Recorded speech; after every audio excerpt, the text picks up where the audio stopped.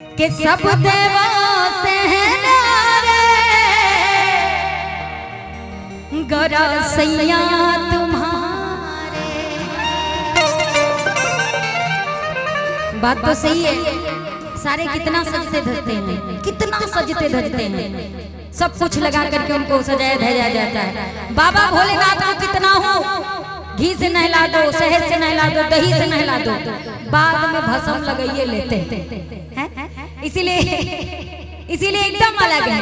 आइए कि सब देवों से है नारे गौरा सैया तुम्हारे। सैया तुम्हारे गौरा सैया तुम्हारे।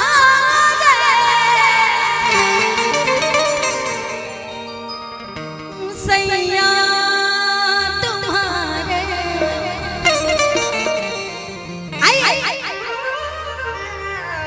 कि सब देवों से है नारे गौरा सैया तुम्हारे। सब देवों से है नारे गौरा सैया तुम्हारे। सैया तुम्हारे गौरा सैया तुम्हारे। सैया तुम्हारे गौरा सैया तुम्हारे। सब देवों से है नारे गौरा सैया तुम्हारे। सब देवों से है नारे गौरा सैया तुम्हारे।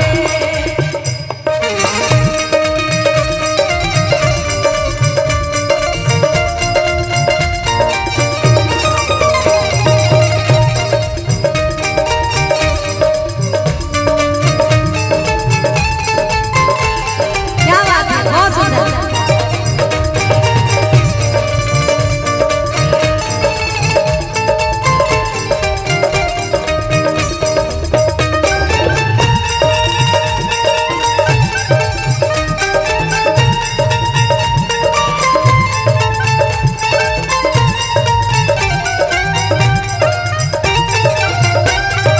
ये नजारा किसे मैं छोड़ूं, तेरे दर का है सहारा, इसे मैं छोड़ूं क्यों।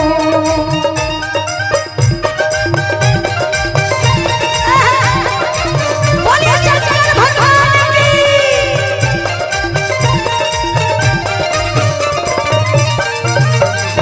और कहती हैं गौरा मैया से सारी सखियां क्या बोलती हैं,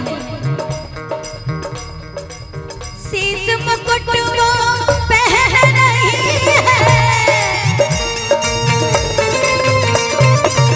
शीश मुकुट वो पहन रही है।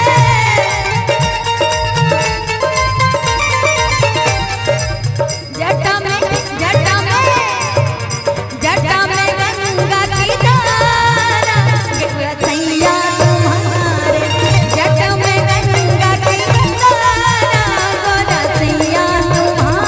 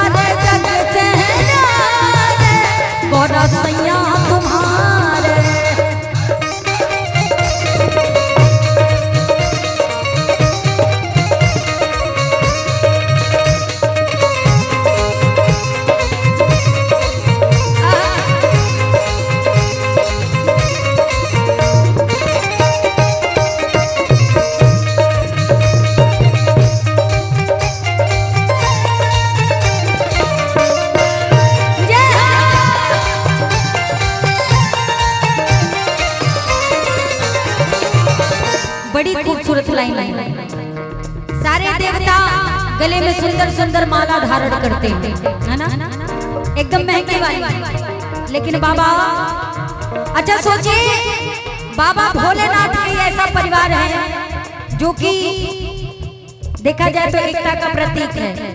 सही बात है ना। बैल को जो है शेर से डर लगता है, सच्चाई है ना।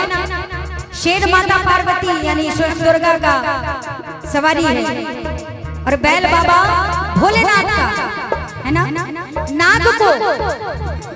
नाग को स्वयं मोर से डर लगता है, सच्चाई है, जो कि कार्तिक की सवारी है। और ना चूहे को नाग से डर लगता है, ये भी सच्चाई है, जो कि गणेश भगवान की सवारी है। लेकिन देखो कितने अच्छे से रहते हैं पूरे परिवार में। और एक हम लोग हैं, तांडव ही तांडव करते रहते हैं। बोले शंकर भगवान की। क्या गले में माला वो पहने नहीं है, गले में माला वो पहने नहीं है। क्या पहने हैं? नाग लहराए आए हैं, नाग लहराए ओए हो, नाग लहराए काले काले गौरा सैया तुम्हारे, नाग लहराए काले काले गौरा सैया तुम्हारे, सारे जग से न्यारे गौरा सैया तुम्हारे, सारे जग से न्यारे गौरा सैया